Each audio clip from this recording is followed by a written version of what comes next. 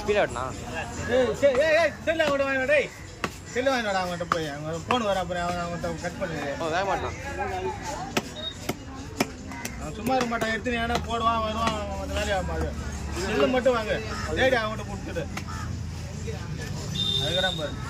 இது மட்டும் வெட்டிங்க அதே மாதிரி துட்டு போட்டுட்டு அப்படி வீட்டு ஆகிட்டு இப்போ நம்ம வெட்டும் அது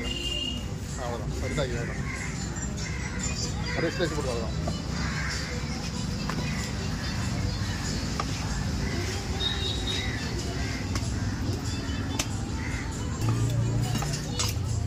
போடு குமார்